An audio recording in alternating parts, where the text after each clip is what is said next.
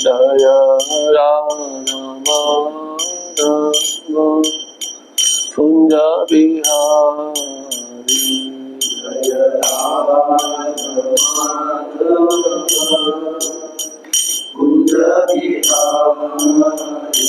जय गोपी जना वल्लभा गिरिवरधारी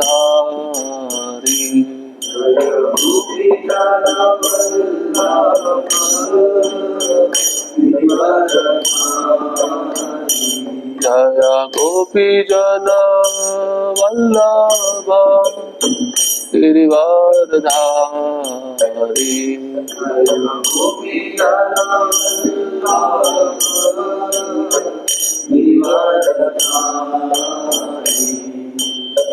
यशोदानंदन व्रज जन रंजन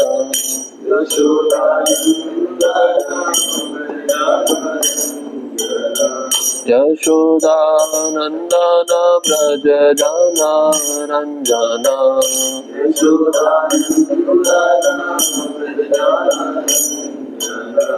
यमुना तीरा वनचारी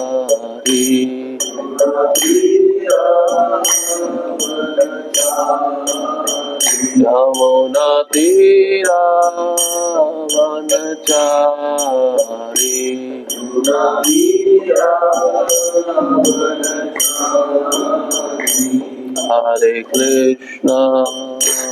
हरे कृष्णा कृष्ण कृष्ण हरे हरे राम राम राम हरे हरे कृष्ण कृष्ण हरे राम राम राम हरे कृष्णा कृष्ण कृष्ण हरे हरे हरे राम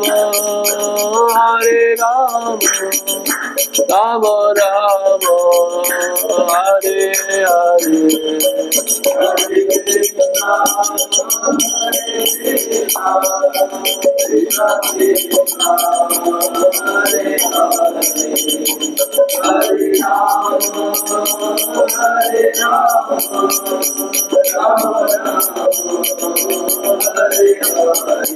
जय राधा श्याम सुंदर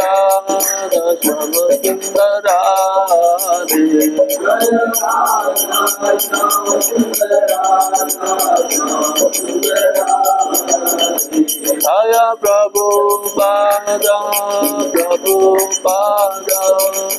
प्रभुपाद शिल प्रभुपाद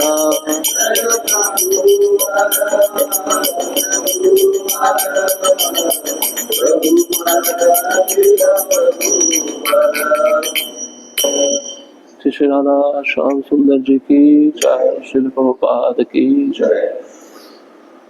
ओम नमो भगवते वासुदेवाय।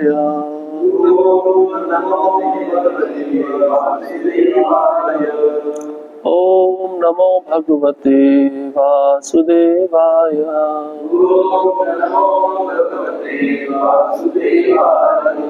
ओम नमो भगवते वासुदेवाय।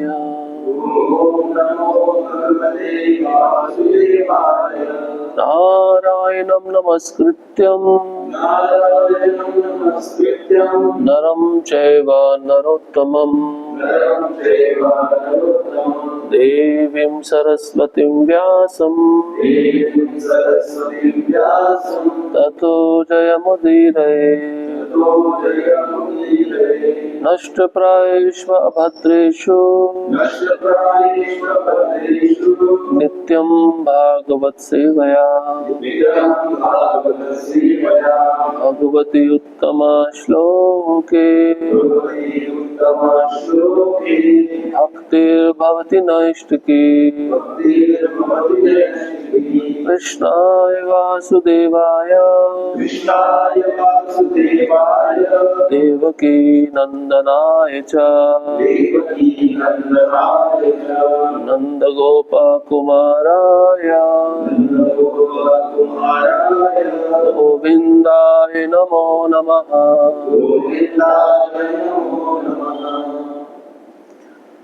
ग्रंथराज श्रीमद् भागवतम पहला स्कंद अध्याय क्रमांक 12 श्लोक क्रमांक 8 और 9। 8वें श्लोक का तात्पर्य नहीं है, उसको पहले पढ़ेंगे, बाद में श्लोक क्रमांक 9 पे आएंगे। अंगुष्ठमात्रमबलं स्फुरत्पुरतटमौलिनम् अपिव्यदर्शनं श्यामं तडित्वा ससमच्युतम्।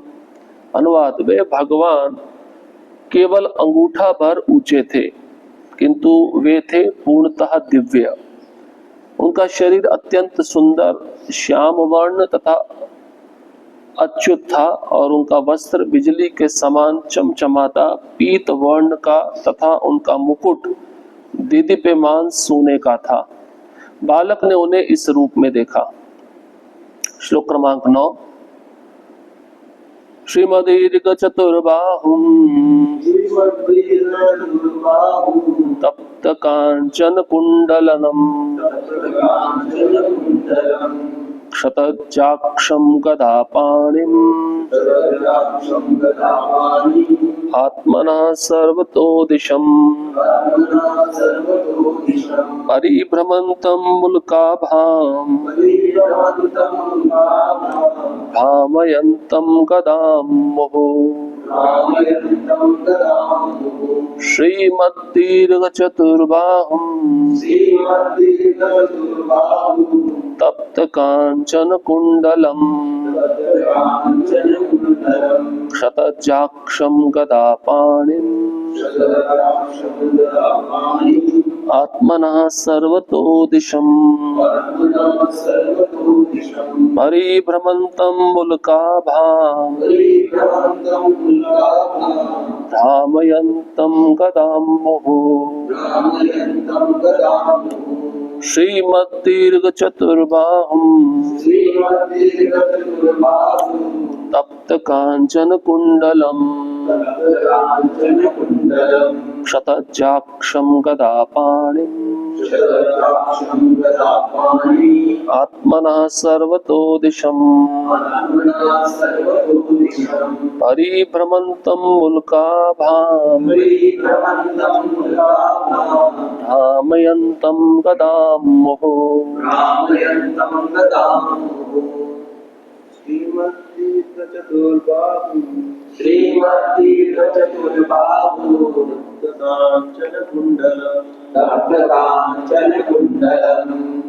शतजाक्षं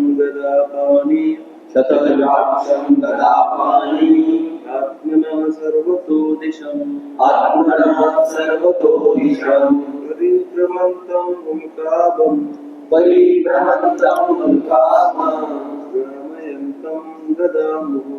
भ्रामयन्तं गदामुहुः। श्रीमद्दीर्घचतुर्बाहुः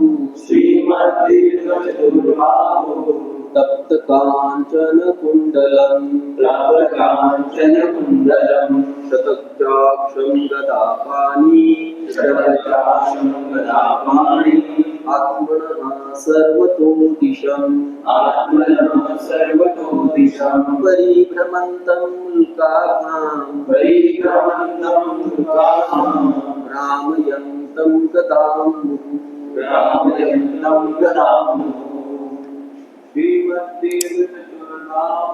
श्रीमद्दीर्घचतुर्बाहुः तप्त कांचन कुंडलम् शतजाक्षं गदापाणि आत्मनः सर्वतो दिशम् परिभ्रमन्तं मुल्काभाम् भ्रामयन्तं गदामुहुः।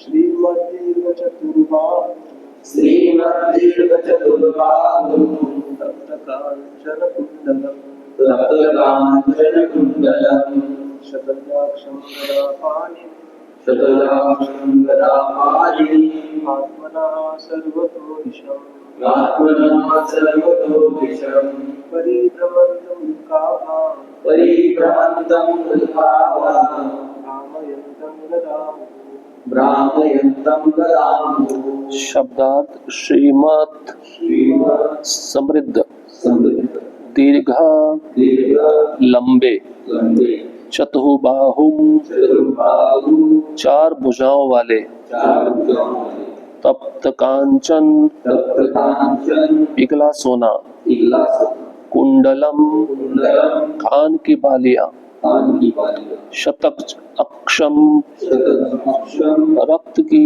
लालिमा से युक्त आंखें रक्त की लालिमा से युक्त आंखें गदा पाणिम गदापाणि गदा से युक्त हाथ गदा से युक्त हाथ आत्मनः आत्मनः अपना अपना सर्वतः सर्वतः सभी सभी दिशम दिशम चारों ओर चारों ओर परिभ्रमंतम परिभ्रमंतम घूमते हुए घूमते हुए उल्काभाम उल्काभां गिरते हुए तारे की भांति गिरते हुए तारे की भांति भ्रामयंतम भ्रामयन्तं घुमाते हुए घुमाते हुए गदाम गदां गदा को गदा को मोहु गुरु निरंतर। निरंतर। अनुवाद और तात्पर्य जगत गुरु शील प्रभुपाद द्वारा। शील प्रभुपाद की जय। अनुवाद। भगवान चार भुजाओं से युक्त थे, उनके कुंडल सोने के थे तथा आंखें क्रोध से रक्त जैसी लाल थी।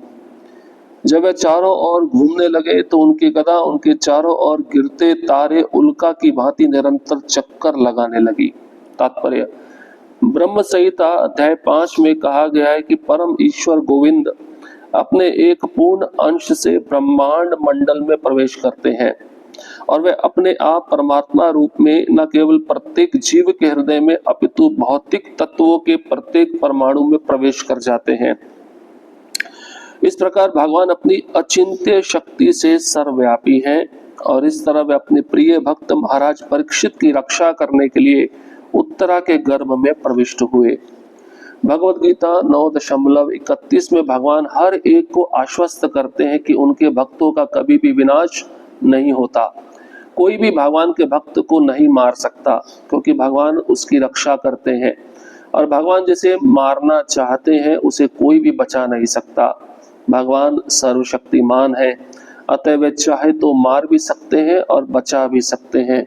वे उस विषम परिस्थिति में उत्तरा के गर्भ में भी अपने भक्त महाराज परीक्षित को ऐसे रूप में दिखाई पड़े जो उसकी दृष्टि के अनुरूप था। भगवान हजारों ब्रह्मांडों से भी बृहत रूप धारण कर सकते हैं और साथ ही परमाणु से भी लघु बन सकते हैं। दयालु तो वे है ही, अतः वे जीव की सीमित दृष्टि के अनुरूप बन जाते हैं। वे असीम हैं, वे हमारी किसी गणना की परिधि से सीमित नहीं है। वे हम जितना सोच सकते हैं उससे भी अधिक विशाल और हमारी चिंतन शक्ति से भी अधिक लघु बन सकते हैं, किंतु प्रत्येक दशा में वही सर्वशक्तिमान भगवान बने रहते हैं। उत्तरा के गर्भ में अंगूठे के तुल्य विष्णु में तथा वैकुंठ धाम वासी पूर्ण नारायण रूप में कोई अंतर नहीं है। वे अपने विभिन्न असमर्थ भक्तों की सेवा स्वीकार करने के लिए अर्चा विग्रह रूप स्वीकार करते हैं। अर्चा विग्रह अर्थात भौतिक तत्वों से बने भगवान के रूप की कृपा से भौतिक जगत के सारे भक्त सरलता से भगवान तक पहुंच सकते हैं। यद्यपि वह भौतिक इंद्रियों द्वारा अग्राह्य है, अतएव अर्चा विग्रह भगवान का पूर्ण आध्यात्मिक स्वरूप है जिसे भौतिक भक्त देख सकते हैं। भगवान के ऐसे अर्चा विग्रह को कभी भौतिक नहीं माना जाता। यद्यपि बद्ध जीवों के लिए पदार्थ तथा आत्मा में काफी अंतर होता है, किंतु भगवान के लिए पदार्थ तथा आत्मा में कोई अंतर नहीं होता। भगवान के लिए सारा अस्तित्व केवल आध्यात्मिक है और इसी तरह भगवान के साथ घनिष्ठ संबंध रखने वाले शुद्ध भक्त के लिए आध्यात्मिक अस्तित्व के अतिरिक्त और कुछ नहीं होता। ओम अज्ञानतिमिरन्धस्य ज्ञानाञ्जनशलाकया चक्षुरुन्मिलितं येन तस्मै श्रीगुरुवे नमः। श्रीचैतन्यमनोभीष्टं स्थापितं येन भूतले स्वयं रूप कदा मह्यं ददाति स्वपदान्तिकम् वन्देऽहं श्रीगुरोः श्रीयुतापदकमलं श्रीगुरुन् वैष्णवांश्च श्रीरूपं साग्रजातं सहगणा रघुनाथान्वितं तं सजीवं साद्वैतं सावधूतं परिजनसहितं कृष्णचैतन्यदेवं श्रीराधा कृष्णपादा सहगणा ललिता श्रीविशाखान्वितांश्च हे कृष्णा करुणा सिन्धो दीनबन्धो जगत्पते गोपेश गोपिका कान्त राधाकान्त नमस्तुते तप्त कांचन गौरांगी राधे वृंदावनेश्वरी वृषभानुसुते देवी प्रणमामि हरिप्रिये वाञ्छाकल्पतरुभ्यश्च कृपा सिन्धुभ्येव च पतितानां पावनेभ्यो वैष्णवेभ्यो नमो नमः नमो महावदन्याय कृष्णप्रेमप्रदायते कृष्णाय कृष्णचैतन्य नामिने गौरद्विषे नमः नमः ॐ विष्णुपादाय कृष्णपृष्ठाय भूतले श्रीमते भक्तिवेदान्त स्वामिनिति नामिने नमस्ते सारस्वते देवे गौरवाणी प्रचारिणे निर्विशेष शून्यवादी पाश्चात्य देशतारिणे जय श्री कृष्ण चैतन्य प्रभु नित्यानंद श्री अद्वैत गदाधर श्रीवासादि गौर भक्त वृंद हरे कृष्णा कृष्णा कृष्णा हरे हरे हरे राम राम राम हरे हरे।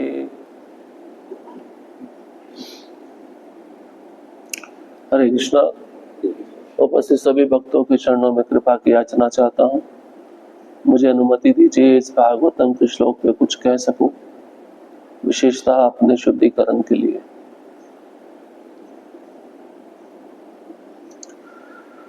सम्राट परीक्षित का जन्म।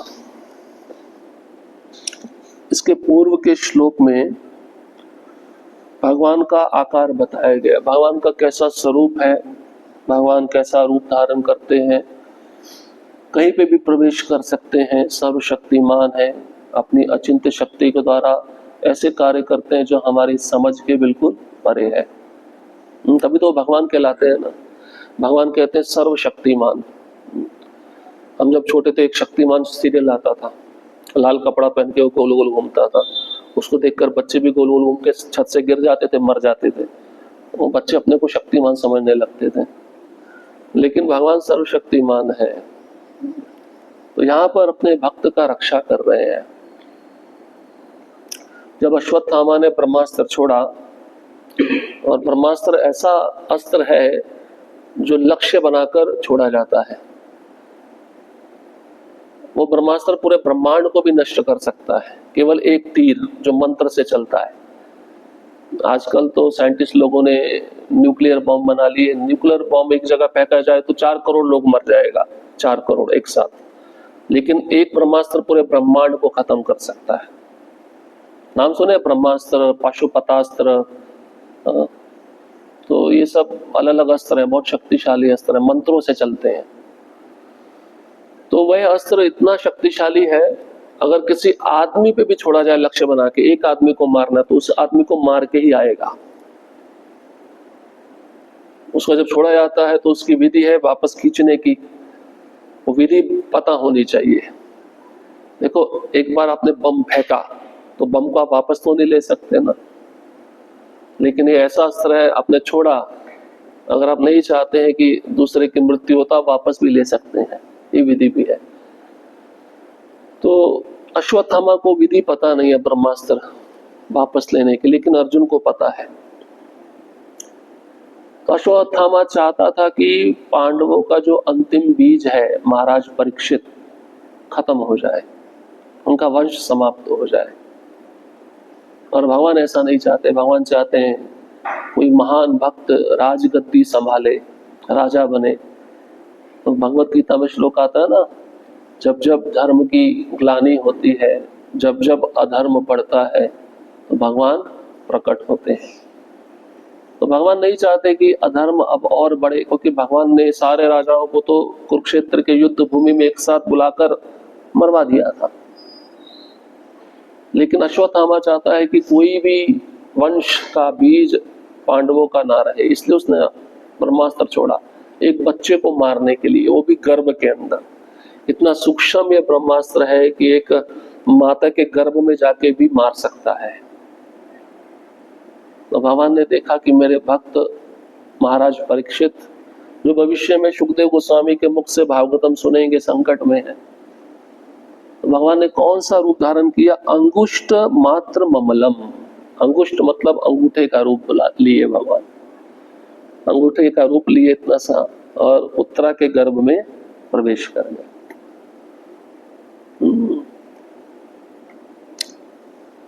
अमलम मतलब दिव्य। हाँ, अमलम भगवान का रूप कैसा है? दिव्य। प्रभुपाद जी भी तात्पर्य में लिखे हैं, भगवान चाहे कोई भी रूप ले, चाहे वराह का रूप ले, चाहे नरसिंह का रूप ले, चाहे मत्स्य मछली। कभी कभार हम किसी मार्ग से जाते हैं, बाजू में मछली का बाजार, तो बड़ी दुर्गंध आती है ना। भगवान ने भी मछली का रूप लिया था, लेकिन ऐसी मछली का रूप नहीं लिया था जिसमें से दुर्गंध आती है, इसलिए लिखा है अमलम। अमलम मतलब दिव्य। भगवान कोई भी रूप ले, उनका दिव्य रूप होता है। दिव्य का अर्थ क्या है? वो कभी नाश नहीं होगा, कभी बूढ़ा नहीं होगा, उसमें से दुर्गंध नहीं आएगी। इसको कहते हैं दिव्य, जो जन्म मृत्यु जरा व्याधि से परे है। तो भगवान वो रूप लेकर भी जब उत्तरा के गर्भ में प्रवेश किए महाराज परीक्षित को बचाने के लिए, तब भी दिव्य। हर परिस्थिति में भगवान दिव्य है। अब भगवान किसी को मारते भी है तब भी दिव्य है। क्योंकि क्यों दिव्य है? क्योंकि प्रकृति के 3 गुण उनको स्पर्श नहीं कर सकते। और उनके रूप का वर्णन किया है। पुरट मतलब सोना। आज के श्लोक में भी शब्द आया है तप्त कांचन, पिघला सोना। भगवान का रूप कैसा है? पिघला सोना। जैसे आप बिजली कड़कते हुए देखते हैं ना, आधा क्षण का बिजली कड़कता है, जो कलर होता है बिजली के कड़कने का, वो तप्त कांचन होता है। यहाँ पे पूरा येलो नहीं है। जब सोने को पिघलाया जाता है अग्नि में, वो जो कलर है वो भगवान का कलर है, तप्त कांचन। तप्त कांचन गौरांगी है ना, राधा रानी का भी वही कलर है। और मौलिनम, मुकुट पहना हुआ है भगवान ने, अंगुष्ठ का रूप है, मुकुट पहना है। अपिव्य, अपिव्य मतलब अत्यंत सुंदर, क्योंकि भगवान के पास 6 ऐश्वर्य हैं, उसमें से एक ऐश्वर्य कौन सा है? सौंदर्य। भगवान से ज्यादा कोई सुंदर है ही नहीं। अगर भगवान से ज्यादा कोई सुंदर बन गया तो भगवान नहीं कहलाएंगे वो। भगवान ने एक रूप बनाया था मोहिनी, सुना है आपने मोहिनी? और रूप को देखकर शिवजी इतने पागल हो गए। तो शिवजी आत्माराम है, संसार से कुछ लेना देना नहीं है, भगवान के नाम जप में लगे रहते हैं। वो पागल हो गए, बोले मुझे आपको पकड़ना है, आलिंगन करना है। भगवान का रूप इतना सुंदर है। इसलिए प्रभुपाद जी कहते हैं कृष्ण, कृष्ण शब्द का अर्थ क्या है? सर्व आकर्षक, जो सबको खींचता है अपनी तरफ। जो कृष्ण के प्रति आकर्षित हो गया, फिर उसका मन इस संसार में नहीं लगता। लेकिन वो आकर्षण रियल होना चाहिए, वास्तविक होना चाहिए, दिखावे वाला आकर्षण नहीं होना चाहिए। और देखिए रूप बताया है श्यामम। श्यामम मतलब श्याम रंग। कोई कह सकता है कि भगवान का कोई रूप नहीं है, भगवान का कोई रंग नहीं है, पूरा वर्णन दिया हुआ है। परीक्षित महाराज अपनी आंखों से देख रहे हैं। उनका नाम परीक्षित क्यों पड़ा? यही कारण है, जब उन्होंने भगवान को अपनी माता के गर्भ में देखा, इतना सुंदर रूप था, वो छवि, वो रूप उनके मन में बैठ गया। और जब माता के गर्भ से बाहर आए तो वो उसी रूप को ढूंढते थे, वो रूप कहाँ मिलेगा अब दोबारा। इसलिए परीक्षण करने वाला, परीक्षण करने वाला कौन? परीक्षित। उनका दूसरा नाम है विष्णुराथ। कैसा रंग है भगवान का? श्यामम। जैसे कोई मेघ होता है ना, बादल, पानी भरा हुआ, जस्ट अभी वर्षा करने ही वाला है, उसको कहते हैं श्यामम। भगवान का एक नाम है श्याम। और तड़ित जो शब्द आ गया, तड़ित मतलब बिजली, बिजली जब गरजती है उस रंग का।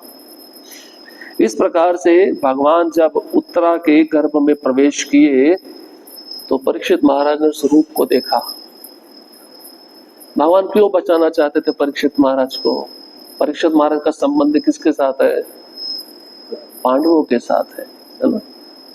है तो पहले अपने पिता अभिमन्यु के साथ। अभिमन्यु किसके पुत्र हैं? अर्जुन के पुत्र हैं। अर्जुन भगवान को बहुत प्रिय है, इसलिए भगवान ने परीक्षित महाराज को बचाया। और एक कारण था कि भविष्य में ये इनके द्वारा भागवतम प्रकट होगा। सुखदेव गोस्वामी जब भागवतम सुनाएंगे तब वो ग्रंथ पूरे संसार को प्राप्त होगा।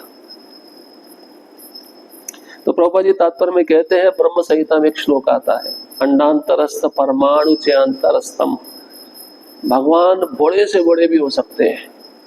कितने बड़े हो सकते हैं? वामन रूप बना सकते हैं। वामन बलि महाराज से 3 पग भूमि मांगने के लिए आए थे, लेकिन जब संकल्प पूरा कर दिया, उनको दे दिया, तथास्तु आप 3 पग भूमि ले लो, फिर भगवान ने कितना बड़ा रूप बनाया।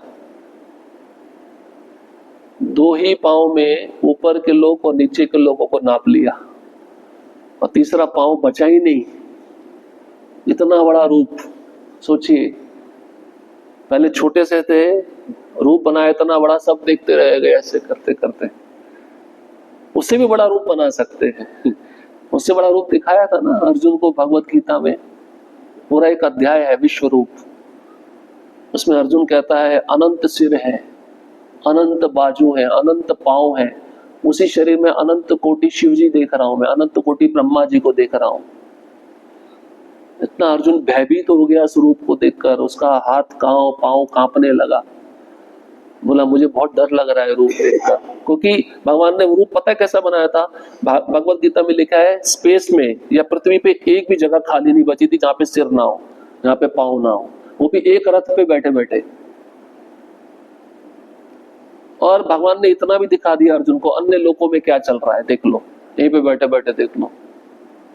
और क्या दिखाया? देवता, महर्षि, किन्नर, नाग सब भगवान के स्वरूप को देख के डर रहे हैं। उससे भी बड़ा रूप ये यूनिवर्सल फॉर्म था भगवान का, विश्व रूप, जो भगवान ने अर्जुन को दिखाया। जब भगवान इतना बड़ा रूप ले सकते हैं तो छोटे से छोटे भी बन सकते हैं।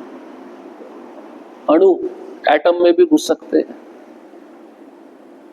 कैसे करते हैं विस्तार अपना? 3 प्रकार के विष्णु हैं, काणोदकशय विष्णु, गर्भोदकशय विष्णु, क्षीरोदकशय विष्णु। काणोदक सागर में जो रहते हैं वो महाविष्णु, उनको काणोदकशय विष्णु भी कहते हैं। उनके एक एक रोम से एक एक ब्रह्मांड निकलता है। ब्रह्मांड, पृथ्वी नहीं निकलती, ब्रह्मांड निकलता है। ब्रह्मांड, ये ब्रह्मांड अंडे के रूप में है। एक ब्रह्मांड में 14 लोक होते हैं, 14 लोक में बहुत सारे जीव रहते हैं। एक रोम से एक ब्रह्मांड निकलता है। जब ब्रह्मांड निकलता है बिल्कुल छोटा सा होता है, और भगवान कुछ कर नहीं रहे। ऐसे नहीं कि ब्रह्मांड निकाल के बड़ी मेहनत लग रही है, फेंक रहे हैं बाहर, उन योग निद्रा में ब्रह्मांड निकल रहा है। तो प्रभुपाद जी कहते हैं, ऐसा कोई व्यक्ति देखा आपने जो ऑफिस में जाकर लेट जाए और काम करता रहे? काम नहीं करता है, बाकी सब काम करते हैं। और ब्रह्मांड जब छोटा होता है फिर धीरे धीरे बड़ा होता है। हमारा ब्रह्मांड सबसे छोटा है, सबसे छोटा है। आप पूछोगे कैसे? क्योंकि ये ब्रह्मा जी के सिर पे आधारित होता है। हमारे ब्रह्मा जी के 4 मुख हैं, सबसे छोटा ब्रह्मांड। तो हर एक ब्रह्मांड में एक एक ब्रह्मा है। किसी ब्रह्मा जी के 10 सिर हैं, किसी ब्रह्मा जी के 10,000 सिर हैं, किसी ब्रह्मा जी के 1,00,000 सिर भी हैं। तो जितना बड़ा ब्रह्मा जी का सिर उतने बड़े ब्रह्मांड। तो ब्रह्मांड धीरे धीरे बड़ा होता है। तो भगवान की इच्छा पे साइज डिपेंड करता है। फिर वही काणोदकशय विष्णु, गर्भोदकशय विष्णु का रूप लेके एक एक ब्रह्मांड में प्रवेश करते हैं। क्योंकि जब तक वो ब्रह्मांड में घुसेंगे नहीं तो ब्रह्मांड में जीवन नहीं उत्पन्न होगा। जैसे आत्मा हमारे शरीर में है तभी हम बोल रहे हैं, खा रहे हैं, सुन रहे हैं, देख रहे हैं। तो गर्भोदकशाही आत्मा है सब ब्रह्मांडों की। और वही गर्भोदकशाही विष्णु जब क्षीरोदकशाही विष्णु बनते हैं, क्षीरोदकशाही मतलब क्षीर सागर, दूध के सागर में जो विष्णु लेटे हैं उनको क्षीरोदकशाही विष्णु बोलते हैं। वो फिर हर एक जीव के हृदय में परमात्मा रूप में निवास करते हैं। हर एक जीव, अणु में भी, एटम में, सब में आपको जो चीज दिख रही है सब में वो प्रवेश कर जाते हैं। ये उनका विस्तारित रूप है। और जितने भी अवतार हैं, नरसिंह, वामन, कच्छप, कूर्म, मत्स्य, ये इन्हीं क्षीरोदकशाही विष्णु से ही रूप विस्तारित होते हैं। जितने भी देवता जब मुसीबत में आते हैं क्षीर सागर पर जाकर इन्हीं की प्रार्थना करते हैं, क्षीरोदकशाही विष्णु की, कुछ करो, हम पे दया दिखाओ, आप आइए। डायरेक्ट कनेक्शन नहीं है देवताओं का कृष्ण के साथ, क्षीरोदकशाही विष्णु के द्वारा कनेक्शन है। तो प्रभुपाद जी लिख रहे हैं ब्रह्म संहिता में, ब्रह्मा जी कहते हैं भगवान कहीं पे भी प्रवेश कर सकते हैं। अब इसी से पता चल जाता है, एक गर्भ में प्रवेश कर सकते हैं जहां पे कोई प्रवेश नहीं कर सकता, केवल वो शिशु लेटा हुआ है। तो भगवान सर्वशक्तिमान है। और प्रभुपाद जी कहते हैं भगवान ऐसा क्यों कर पाते हैं? अचिंत्य शक्ति के द्वारा। अचिंत्य का अर्थ ये जो हमारे चिंतन से परे है। हमारा मन बुद्धि सीमित है ना। मन ठीक है, आपका लंदन चला जाएगा, अभी भी इधर बैठा होगा तो किसी देश में घूम रहा होगा। आंखें तो सीमित है, आंखों की दृष्टि आप किसी सीमित दृष्टि को देख सकते हो, किसी सीमित वस्तु को देख सकते हो। कान भी सीमित है, सुनने की शक्ति भी सीमित है। लेकिन भगवान के साथ ऐसा नहीं है। भगवान की देखने की दृष्टि असीमित है। भगवान अपने ब्रह्मांड में बैठे बैठे इचल करंजी में इस समय क्या चल रहा है सब जानते हैं। भगवान अपने ब्रह्मांड में बैठे बैठे कानों से सुन लेते कौन सा व्यक्ति कौन सी बात कर रहा है। क्यों कर लेते, क्यों समझ लेते हैं सब बातें? क्योंकि परमात्मा रूप में अंदर बैठे हैं। भगवान जब बोलेंगे, हमारा बोलने का शक्ति भी सीमित है। जितना तो चिल्लाओगे कम से कम दूर तक आवाज चली जाएगी। माइक ले लो, आर्टिफिशियल लॉलीपॉप, उसको ले लो तो थोड़ा 1 किलोमीटर तक चला जाएगा। उसका भी वॉल्यूम होता है, उसकी भी कैपेसिटी होती है। लेकिन भगवान जब बोलेंगे, तो भगवान जब चाहेंगे कि जो सुनना चाहे वही सुन पाएगा और कोई नहीं सुन पाएगा। ये भगवान की अचिंत्य शक्ति है। अगर 1000 लोग बैठे, भगवान चाहते हैं इसी को सुनाई दे तो उसी को सुनाई देगा, बाकी को सुनाई नहीं देगा। और भगवान चाहते हैं सबको सुनाई दे तो भगवान बोलेंगे सब सुन सकते हैं। ये भगवान की अचिंत्य शक्ति है। इसलिए भगवान दिव्य है। ये सब चीजें बताती हैं कि भगवान दिव्य। और देखिए भगवान गर्भ में जाकर क्या कर रहे हैं, ये भी वर्णन कर रहे हैं सूत गोस्वामी। परिभ्रमंतम मुल्काभाम भ्रामयंतम गदामुहु, गदा लेकर घूम रहे हैं गोल गोल। क्यों घूम रहे हैं? ब्रह्मास्त्र ने जो अपना चक्र बनाया है उस शिशु को मारने के लिए, उसको काटना है। अब आप सोचो भगवान को गर्भ में जाने की क्या जरूरत है? बैठे बैठे भी तो कर सकते थे ना। लेकिन भगवान अपने भक्त के लिए स्वयं जाते हैं। एक छोटा बच्चा है, उसको कुछ चाहिए तो पिता बड़ा खुश होता है, मेरे बच्चों को चाहिए, तो स्वयं जाके बाजार से खरीद के वो लाता है। या आपका कोई प्रियजन आ रहा है, ट्रेन से आ रहा है, आपको बहुत प्रिय है, लेकिन आप अपने ड्राइवर को नहीं भेजोगे, आप स्वयं जाओगे क्योंकि प्रेम है। इससे भगवान स्वयं आए। इवन परम पूज्य राधा गोविंद महाराज बताते भगवान रथ पे बैठे हैं, द्वारका जाने के लिए तैयार है। क्योंकि इससे पहला अध्याय हमने क्या सुना? भगवान का द्वारका में प्रवेश। लेकिन जैसे ही अश्वत्थामा ने ब्रह्मास्त्र छोड़ा परीक्षित को मारने के लिए और 5 पांडवों को भी मारने के लिए, भगवान हिले डुले नहीं, रथ पे बैठे बैठे उन पांडवों की भी रक्षा की, परीक्षित महाराज की भी रक्षा की। इसलिए भगवान का आश्रय लेना चाहिए। इसलिए यहाँ पे प्रभुपाद जी भी लिख रहे हैं भगवान अपनी अचिंत्य शक्ति से सर्वव्यापी हैं और इस तरह वे अपने प्रिय भक्त महाराज परीक्षित की रक्षा करने के लिए उत्तरा के गर्भ में प्रविष्ट हुए। भगवान लगातार गोल गोल घूम रहे थे, गदा को भी गोल गोल घुमा रहे थे। यहाँ पे लिखा है भ्रामयंतम, घुमाते हुए। और उपमा दी है, एक एनालॉजी दी है, उल्का भाम, गिरते हुए उल्का पिंड की भांति। जैसे आपने कभी देखा हो आसमान में तारा गिरता है, वैसे ही भगवान गोल गोल घूम रहे हैं, गर्भ के अंदर गोल गोल घूम रहे हैं। और ये परीक्षित महाराज अपनी आंखों से देख रहे हैं। कितने भाग्यशाली हैं परीक्षित महाराज। इसका मतलब भगवान जिसको अपने माँ के गर्भ में दर्शन दे रहे हैं वो भक्त भी तो साधारण नहीं है ना। और निरंतर घूम रहे हैं। ऐसा नहीं कि थोड़ा थक गए, थोड़ा बहुत आराम कर लेता हूँ। हमारा क्या होता है, हम 2-3 बार गोल गोल घूमेंगे कीर्तन में, थोड़ा बैठ जाते हैं। चैतन्य महाप्रभु के एक पार्षद थे वक्रेश्वर पंडित, कीर्तन में 72 घंटा नाचते थे लगातार, 72 आवर्स। 72 घंटा कितना होता है? 3 दिन। 3 दिन बिना खाए पिए गोल गोल घूमते थे, 3 दिन 72 घंटा। वक्रेश्वर पंडित नाम याद रखना। और ये अनिरुद्ध के अवतार थे, चैतन्य महाप्रभु के पार्षद। ये तो भगवान है। निरंतर, मुहु मतलब निरंतर घूम रहे हैं गोल गोल, रुक नहीं रहे। फिर प्रभुपाद जी आगे कहते हैं, भगवान के भक्त को कोई मार नहीं सकता। कौनते प्रतिजानहि नामे भक्ता प्रणश्यति। फिर आपका प्रश्न होगा, प्रभु जी हम भी तो भक्ति कर रहे हैं, फिर हमारी भी दाढ़ी सफेद हो रही है, हमारे भी बाल सफेद हो रहे हैं, हमारी भी शक्ति क्षीण हो रही है, हमारी भी स्मृति लॉस हो रही है, इसका मतलब क्या? नाश ही तो हो रहा है सब। बाह्य दृष्टि से ठीक है, हाँ नाश हो रहा है, प्रकृति के गुण हम पे प्रभाव डालेंगे। लेकिन अगर आप भक्ति में बहुत गंभीर हो तो आपको मृत्यु के समय डर नहीं लगेगा। जब मृत्यु आने वाली होगी तो आपको भय नहीं लगेगा। क्यों? क्योंकि आपको पता है मैं कहाँ जाने वाला हूं मरने के बाद।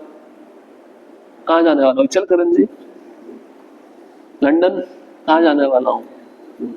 हाँ, भगवत धाम। कोई नाम होगा वहां का, क्या नाम है भगवान के धाम? क्या नाम है? गोलोक वृंदावन। मैं भगवान से मिलूंगा, बस अब दोबारा जन्म नहीं। इसलिए भक्त खुश होता है। इसी को कहा गया है कि भक्त डरता नहीं है।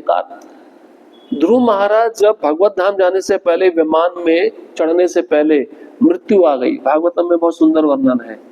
मृत्यु ने कहा, इस संसार में हर एक व्यक्ति मुझको आलिंगन किए बिना नहीं जा सकता है। ध्रुव महाराज बोले इसमें क्या है? तो मृत्यु झुक गई और ध्रुव महाराज ने मृत्यु के सर पे पांव रखकर विमान में प्रवेश किया। तो प्रभुपाद जी कहते हैं ये होता है भक्त, जो मृत्यु के मस्तक पे पांव रखकर भगवान के पास जाता है, उसको कोई डर नहीं है। इसी को तो कहा गया, कौनते प्रतिजानहि नामे भक्ता प्रणश्यति। भगवान ने बोला, भगवान ने नहीं बोला, भगवान ने अर्जुन को बोला कि आप बोलो। कभी कभार मैं बोलता तो झूठा साबित हो जाता हूं, लेकिन अभी आप बोलो, आपके बोलने पर सच माना जाएगा। भगवान स्वयं कहते हैं अर्जुन को, मेरे भक्त का कभी नाश नहीं होता। लेकिन प्रभुपाद एक बात और लिखते हैं, अगर भगवान किसी को मारना चाहे तो कोई भी उसको बचा नहीं सकता। कौन सा उदाहरण? हिरण्यकश्यप नाम सुना है ना? क्या वरदान मांगा था ब्रह्मा जी से? कितना चालाक था। ऐसी कुशाग्र बुद्धि तो किसी की भी नहीं होती। ना मैं दिन में मरूं, ना मैं रात में मरूं, ना मैं घर के अंदर मरूं, ना मैं बाहर मरूं, ना मैं किसी अस्त्र से मरूं, ना शस्त्र से मरूं, ना पृथ्वी पे मरूं, ना आकाश में मरूं, ना ब्रह्मा जी के द्वारा बनाए गए किसी प्राणी से मेरी मृत्यु हो। अब उसको ये नहीं पता था दिन और रात के बीच में संध्या का समय होता है। तुम कितना भी चालाकी करो, कृष्ण तुमसे डबल चालाक है। उसको ये नहीं पता था घर के बाहर और अंदर बीच में चौखट होती है। उसको ये पता नहीं था पृथ्वी पे नहीं, आकाश पे नहीं, भगवान अपनी गोद में बिठा के मारेंगे और प्रमाण दे के मारेंगे। भगवान कभी झूठे साबित नहीं होते। और जब मार रहे थे तो सब दिखाया था, प्रमाण दिखाया था, देख लो तुमने जो वर मांगा है उसमें से एक भी सच नहीं है, तभी मैं तुमको मार रहा हूं। और प्रभुपाद जी तात्पर्य में बहुत सुंदर लिखते हैं, इतना कष्ट नहीं करना पड़ा भगवान को। हिरण्यकश्यप का शरीर वज्र से भी कठोर था। वज्र जो इंद्र के पास एक हथियार है, इंद्र उस हथियार से पर्वतों को काट देता है। वो वज्र हिरण्यकश्यप के शरीर में प्रवेश नहीं कर सकता था। तो भगवान ने अपने नाखूनों को बढ़ाकर ऐसे जोर नहीं लगाया, खाली स्पर्श किया। स्पर्श करने से ही फट गया, उसकी आंतड़ी बाहर आ गई। यह अचिंत्य शक्ति है भगवान की। विश्वनाथ चक्रवर्ती ठाकुर लिखते हैं, उस समय भगवान ने देखा कोई किसी ने मेरे को गार्लैंड प्रेजेंट नहीं किया है, किसी ने मेरे को फूल माला नहीं दी, तो हिरण्यकशिपु की आंतड़ी निकालकर हार बना के पहन लिया भगवान ने। वो हिरण्यकशिपु कौन है? वो भी तो भगवान का भक्त ही है, जय और विजय के रूप में थे। और इतना सुंदर सिंहासन तैयार किया मेरे लिए। विश्वनाथ चक्रवर्ती ठाकुर ये भी लिखते हैं, इस सिंहासन पे बैठ के तो देखूं जिस भक्त ने मेरे लिए सिंहासन तैयार किया। भगवान को ज्यादा देर नहीं लगा। और आप सोचिए, इतना बड़ा असुर, पूरे ब्रह्मांड को उसने अपने वश में कर रखा था। केवल ब्रह्मा, विष्णु और शिव जी को छोड़ के सारे देवता उसके सामने जाके पानी भरते थे, सलाम मारते थे। जब वो चाहता था सूर्य ज्यादा तपे, तब वो सूर्य ज्यादा तपता था। जब वो चाहता था वर्षा हो, तब वर्षा होती थी। जब वो चाहता था पृथ्वी अन्न दे, तब पृथ्वी अन्न देती थी। ऐसा असुर था। और भागवतम में लिखा है कि देवता लोग इतना डरते थे इससे कि बादल के पीछे छिप कर देखते थे। अगर ये अपनी भ्रुकुटी हिला दे या आईब्रो हिला दे हिरण्यकशिपु, तो देवताओं का सब नीचे का निकल जाता था। इतना डर लगता था देवताओं को। तो भगवान को ज्यादा कष्ट नहीं लेना पड़ा, अचिंत्य शक्ति के द्वारा मार दिया। और कैसा रूप लिया? कैसा रूप लिया? नर सिंह। उसने बोला था ना कि ब्रह्मा जी के द्वारा बनाए गए किसी प्राणी से मेरी मृत्यु ना हो। अब भगवान तो ब्रह्मा जी के द्वारा बनाए गए प्राणी नहीं है, जबकि भगवान ने ब्रह्मा जी को बनाया। और ना कोई अस्त्र, ना शस्त्र, नाखून, अस्त्र भी नहीं है, शस्त्र भी नहीं। ऊपर का मुख सिंह जैसा, नीचे का रूप मनुष्य जैसा। कितना अद्भुत रूप लिया भगवान ने। पर ये भूल गया था हिरण्यकशिपु। इसलिए और भगवान लिख रहे, भगवान जिसको बचाना चाहे उसको कोई मार नहीं सकता। उसके कौन उदाहरण है? प्रहलाद महाराज। कितना प्रयत्न किया हिरण्यकशिपु ने मारने का, है ना? कितने तरीके, उसको जहर दिया, पहाड़ से फेंकवाया, हाथी के नीचे फेंका, अग्नि में बिठा दिया, कितना प्रयत्न किया मारने का। लेकिन प्रहलाद महाराज नहीं मरे, क्योंकि भगवान नहीं चाहते। विश्वास होना चाहिए इन बातों पे, श्रद्धा होनी चाहिए। तो बहुत सुंदर बात प्रभुपाद जी लिखे हैं। और प्रभुपाद जी एक पॉइंट बताएं अर्चा विग्रह का। मंदिर में जो भगवान की मूर्ति होती है, विग्रह होता है, ये साक्षात भगवान है। इसको धातु नहीं समझना चाहिए। भगवान ने वो रूप लिया हमारी सेवा स्वीकार करने के लिए। क्या हमारा अधिकार है भगवान को देखने का? नहीं है। लेकिन भगवान ने ये रूप लिया हम पे कृपा करने के लिए, हम पे दया दिखाने के लिए कि मैं तुम्हारी सेवा स्वीकार करने के लिए तैयार हूँ। पापा जी कहते हैं अगर भगवान विश्व रूप बना ले तो आप ड्रेसिंग कर सकते हो?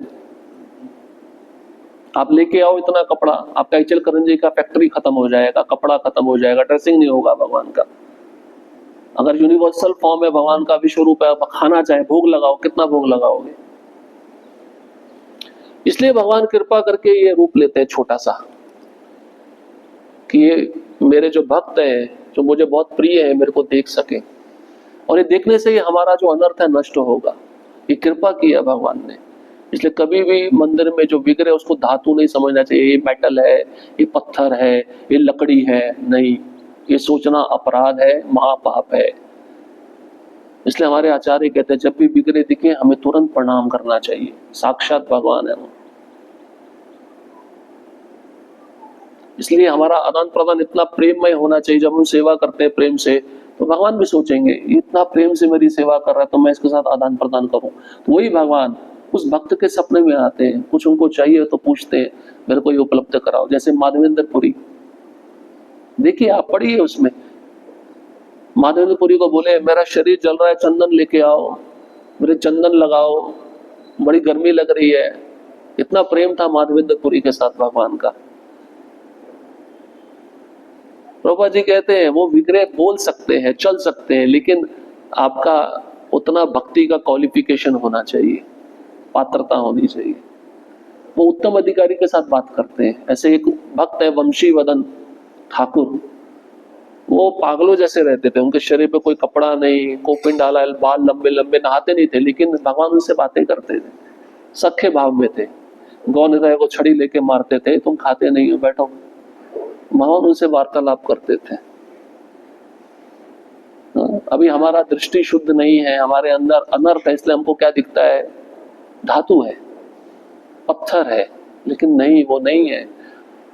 शुद्ध भक्तों ने उनको प्राण प्रतिष्ठित किया है, मंदिर में बुलाया है, हम जैसों पे कृपा करने के लिए, हम जैसों की सेवा स्वीकार करने के लिए, इसलिए भगवान आते हैं और अपने शुद्ध भक्त के कहने पे आते हैं।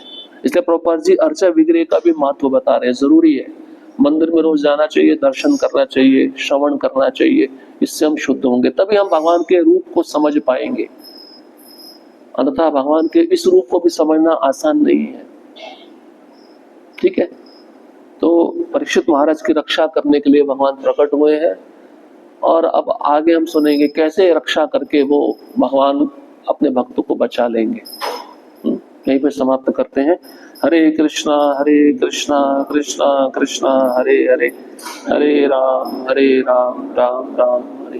किसी का कोई प्रश्न? जैसे अभिमन्यु की पांडवों में अभिमन्यु को क्यों नहीं बचाया? योजना होती है बचाने को, बचा सकते, भगवान का कुछ प्लान होता है, भगवान का प्लान वही जानते हैं। भगवान ऐसे अब बचा लेते तो लोग सोचते पार्शियलिटी कर रहे हैं, अपने व्यक्ति को बचा रहे हैं, लेकिन अभिमन्यु भी बहुत प्रिय थे, उनके द्वारा भगवान को बहुत सारे कार्य करवाने थे। कुरुक्षेत्र के युद्ध में अर्जुन को क्रोध दिलवाना था, अर्जुन के मन में ये बिठाना था, देखो तुम्हारे सगे संबंधी जा रहे हैं, अब तुम थोड़ा और उग्र बनो। भगवान का कुछ प्लान होता है, योजना होती है। तो भगवान चाहे तो बचा सकते हैं, लेकिन भगवान ये जो जितने भी पांडवों में भगवान के साथ सहयोग करने के लिए जितने भी भक्त आए, ये भी साधारण नहीं है। कुछ देवता हैं, कुछ भगवान के धाम से आए हैं, जिनको जो जो रोल दिया है वो रोल करके वापस जाएंगे। तो ये प्लान है भगवान का ऑलरेडी। भगवान जानते हैं किस भक्त से कितनी सेवा करवानी है, किस भक्त को कौन सा रोल देना है, तो भगवान जानते हैं अच्छे से। लेकिन जो कीर्ति, जो यश अभिमन्यु ने कमाया, वो किसी और ने कमाया क्या? अकेला योद्धा जो 7 महारथियों से लड़ा 16 साल की उम्र में, क्योंकि भगवान ने बोला था जब ये युद्ध लड़ते लड़ते वीर गति को प्राप्त होगा, पूरा संसार इसका गुणगान करेगा।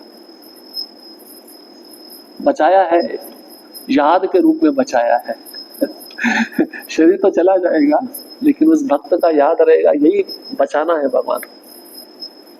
ठीक है, ग्रंथराज श्रीमद् भागवतम की जय। श्रील